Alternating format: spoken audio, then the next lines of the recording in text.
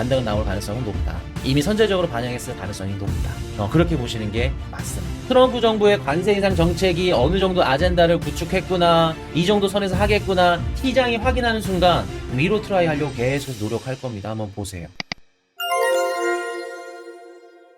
일단은 제가 이전에 말씀드렸던 대로 이번 주 굉장히 중요하죠. 중요한 한 주가 될 것 같은데, 여러분들 저번 주에 미국 증시 좀 많이 빠졌죠? 많이 빠진 이유가 뭘로 생각하세요? 많이 빠진 이유. 자, 이거 한번 보여드려 볼까? 자, 이런 식으로 저번 주에 미국 헤지펀드 얘네들이 많이 던졌어요. 이번 주 목요일 날 상호관세 발표하죠? 이거 발표하기 전에 많이 던졌습니다. 빠질만 해서 던졌어. 다른 나라 주식으로 들어갔어. 다른 나라 주식도 지금 못 들어가요, 여러분들. 지금 당장은. 일단은 4월 2일 날 어떻게 나올지 모르기 때문에 미리 던진 걸로 봅니다. 그럼 우리가 여기서 한 가지 알 수 있는 거는 4월 2일 날 시장이 예상한 것보다 트럼프의 관세 인상 이런 언급들이나 이런 그 멘트들이 세지 않아. 약해. 그러면 단기적으로 상승할 가능성이 높아요. 그리고 우리가 어떻게 해석을 해야 되냐면, 저번 주부터 4월 1일 이제 뭐 월화수 이제 앞으로 3일도 남았으니까 요때까지 시장이 빠진다 그러면 요 4월 1일 상호관세가 어느 정도 일부분은 선반영되었을 가능성이 높다라고 해석을 하시면 됩니다. 이해되셨나요? 순매도의 75% 부분이 미국 기술주를 던졌다고 해요. 그럼 헤지펀드들이 미국 기술주들을 일제히 다 던졌다는 거. 미리 선제적으로 빠져나갔다는 거예요. 그럼 코인 이슈야, 미리 선제적으로 던졌으니까 4월 2일부터는 무조건 올라가냐? 아니죠. 더 빠질 수 있겠죠, 당연히. 어떻게 나오냐에 따라서. 근데 어느 정도 시장이 예상한 치대로 뭐 지금 뭐 15% 20% 얘기 나오죠, 본론 보고에서. 뭐 그 정도 선 나온다 그러면 살짝 흐를 수는 있겠지만 단기적으로 살짝 반등은 나올 가능성은 높다. 이미 선제적으로 반영했을 가능성이 높다. 그렇게 보시는 게 맞습니다. 그리고 여러분들 지금 이렇게 보셨을 때도 시장 상황이 좋지 않은 건 맞아요. 근데 한번 볼게요, 여러분들. 많은 투자자들이 지금 4월 2일 날만 목 빠지게 기다리죠? 4월 3일이지, 한국 시간으로는. 그것만 목 빠지게 기다려. 여러분들 한번 여쭤볼게요. 4월 3일 날 트럼프의 관세 관련된 이런 정책들이 모든 게 결정된다고 생각하세요? 여러분들 4월 3일 날 여러분들이 원하는 답변 얻을 수 없어요. 제가 봤을 때. 원하는 답변 얻을 수 없습니다. 4월 3일 날 그 몇천 개 품목이 되는 거를 다 일일이 해가지고 몇 프로 때리고 몇 개 국가들 때리고 상세하게 발표할 수 있을까요? 트럼프 정부가? 이런 얘기 하죠. 이미 트럼프 1기 때 그 체크해놓은 그 목록들이 다 있기 때문에 이번에는 빠르게 할 수 있다. 아니요. 저는 못할 거로 보는데요. 큰 틀만 예고하는 거 아닌가요? 그럴 가능성이 높아.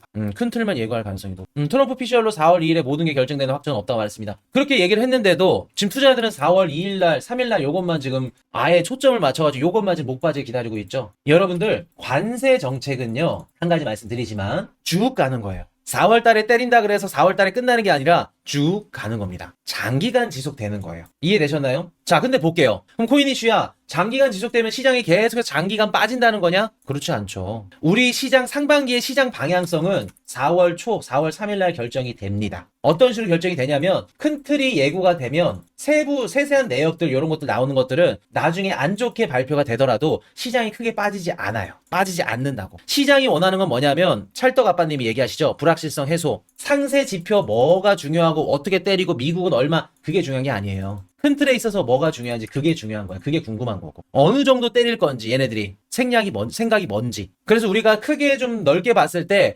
트럼프의, 저는 관세 전쟁을 좀 나눠봤을 때 1차 전쟁, 1차 부가, 요거를 4월달 상반기로 보고 있어요. 부가를 하든 뭐를 하든 간에 어쨌든 간에 그 대략적인 큰 틀에 있어서 계획은 4월 초, 4월 3일 날 어느 정도 윤곽이 나올 것. 그리고 1차로 끝나는 게 아니라 2차도 시작이 될 겁니다. 근데 2차가 뭐 중국이랑 전면전일지 그건 모르겠죠. 아무도. 그럼 볼게요, 여러분들. 1차 어느 정도 윤곽이 나왔어. 2차 바로 때릴까요? 여러분들 생각에는 어때요? 2차 바로 때릴 수 있다고 생각하세요? 시장이 막 이렇게 얘기하시는 분들이 있죠. 분석하시는 분들. 일부러 트럼프 정부가 미국 경기 침체를 만들어가지고 장기 금리를 내리고 말 같지도 않은 소리죠. 소비를 떨어뜨리고, 여러분들 소비를 죽이고 경기 침체를 만들고 시장을 다시 리바운딩 시키는 거와 어느 정도 일부분 트럼프 푸시 작동하면서 유지시키면서 시간을 질질 끌면서 다시 리바운딩 하는 것과 쓰는 돈이 달라요. 그리고 올릴 수 있는 가능성이 다르고, 그거 미친 소리입니다. 어떤 정부가 경기 침체를 일부러 용인시켜가지고 그거를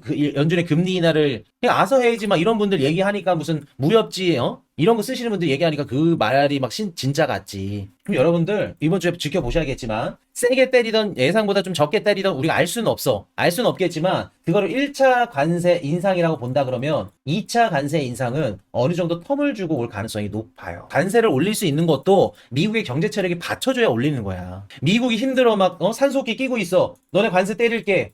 때려봐. 못 때려요. 미국의 경제 체력이 받쳐주고 좋으니까 때릴 수 있다고요. 그러면 내가 트럼프라면 1차 관세를 때리잖아요. 그럼 1차 관세 때리고 난 이후에 어느 정도 휴식기를 가지고 나서 2차 관세 때리겠죠. 경제 체력이 1차도 때리고 2차 다이렉트를 때린다? 미국도 무너진다고요. 그때 돼서 관세 못 올려요. 얻고자 하는 걸 못 한다고요. 그럼 대략적으로 봤을 때 4월 이번 주에 발표되는 1차 관세라고 때리면은 1차 관세의 주된 핵심이 누군지 아세요? 25년도 상반기에 미국이 관세 때린데 주로 때리는 애들이 누군지 아세요? 한번 대답해 볼게요, 여러분들. 누구를 위해서 때리는 걸까요? 미국은 지금. 진짜 이해하기 쉽게 한번 설명해 드려 볼게요. 자, 1차 관세 누구 때립니까? 미스터 M2님. 그렇죠. 우방 국가죠. 중국 아니에요, 여러분들. 트럼프 대통령이 중국 때린다 그러죠? 아니요. 중국 아니에요. 지금 중국 못 때려요. 그래서 제가 시즌 종료 아니라고 말씀을 드리는 거예요. 진짜 주된 목적은 미국 우방 국가들이에요. 일본, 유럽, 한국, 캐나다, 멕시코. 왜? 걔네들을 때려야 같은 팀으로 들어오지. 말을 잘 듣지. 바이든은 이런 식이죠? 정책이. 야, 우리랑 같이 한번 싸워보자. 이렇게 해보자. 그랬더니 어떻게 돼요? 싫은데? 캐나다, 멕시코, 중국 기업들 공장 진출해서 미국에 우회 수출하죠? 중국과 오히려 더 사이가 좋아졌죠? 트럼프가 알고 있어요. 오케이. 1기 때 실패했던 거, 이제는 우리 우방 국가들 때리자. 중국이랑 사이 좋은 애들. 자, 때립니다. 중국은 지금 겨를도 없어요. 1차 때는. 우방 국가들이 미국한테 점점 오케이 우리 이렇게 싸우자. 너네 중국이랑 관세 물려. 미국 편으로 들어가겠죠. 그러면서 휴식 기간을 가집니다. 그리고 나서 2차 관세 인상 전쟁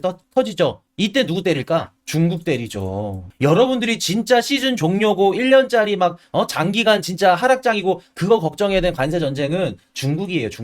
중국이랑 본토 전쟁이라고. 근데 지금 미국은 중국이랑 싸울 수 있는 힘이 없어요. 왜? 우방 국가들부터 먼저 때려야 되거든. 이해되셨나요? 그러면 지금 당장 중요한 거는 캐나다, 멕시코, 유럽, 아시아 얘네들이에요. 얘네들 말이 통해, 협상이 돼. 중국은 안 통해요. 그럼 중국을 확실하게 미국도 다치지 않게끔 때리려면 우방 국가들 끌어안고 2차 전쟁을 펼쳐야 되죠. 이때 여러분들이 피해야 돼요. 이때 여러분들이 시즌 종료 걱정해야 되고 지금이 아니라. 이제 좀 이해가 되세요? 여러분들이 진짜 눈물 흘리고 힘들어야 되고 시즌 종료다 손절해야 된다 생각할 시점은 요때라고 2차 때라고 중국이랑 본토 전쟁할 때 중국과의 싸움을 위해서 지금 기반을 다지는 작업을 하고 있는 상태이기 때문에 여러분들은 지금 그게 아니야 지금 시점에서. 자 지금 한번 차트 한번 봅시다. 자 지금 보시면 트럼프 1기 때 귀신같이 비슷해요. 미국 주식 이런 식으로 쭉 올랐다가 떨어지죠. 그리고 나서 4월부터 반등이 들어가기 시작합니다. 원래면 3월 말부터죠. 1기 때 이런 식으로 반등이 시작돼요. 지금도 이렇게 보시면 쭉 반등 나왔다가 떨어져요. 지금 이 상태입니다. 1기 때랑 2기 때 굉장히 흡사하죠. 그럼 4월부터 어떻게 나올지 여러분들이 한번 판단하면 되겠죠. 만약에 4월 초가 트럼프 정부가 어느 정도 우방 국가들을 지네들 편으로 포섭하기 위한 이런 정책들 어느 정도 유도리 있는 관세 정책을 펼쳤구나 시장이 알면 이런 식으로 갔다가 쭉 가겠죠. 그리고 봅시다 여러분들. 지금 이더리움 가격이 어떤 기사 봤더니 22년도 FTX 파산 당시 하락장 가격에 근접했다? 아직 그 정도가 근접 안 했어요. 제가 22년도 우리 멤버십 방송에서 비트코인 2,400만 원에 매수하자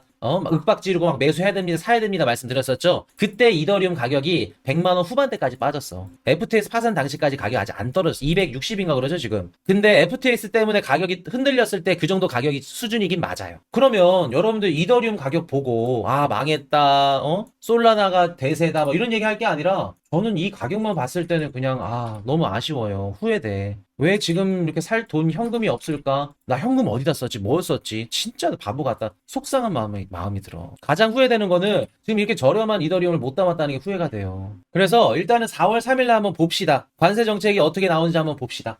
트럼프 대통령이 얼마나 세게 때릴지 아니면 진짜 시장이 예상보다 낮게 때릴지 세게 때릴 수도 있어요. 왜? 우방 국가로 만들어야 되는데 얘네들 좀 거세네? 반응이? 캐나다, 멕시코, 오케이 세게 때릴게. 시장이 예상보다 세게 때릴 수 있습니다. 시장 무너지겠죠. 근데 우리가 걱정하는 거는 추세가 꺾였는지 아니면 추세는 살아있는데 단기적으로 조정인지 그게 궁금한 거잖아요. 중국이랑 전쟁 진짜 무역전쟁 본토전쟁 들어가지 않는 이상은 추세가 꺾이기는 힘들어요 여러분들. 트럼프 정부의 관세 인상 정책이 어느 정도 아젠다를 구축했구나 이 정도 선에서 하겠구나 시장이 확인하는 순간 위로 트라이 하려고 계속해서 노력할 겁니다. 한번 보세요. 한번 지켜보자고 이번 주 중요한 지표니까.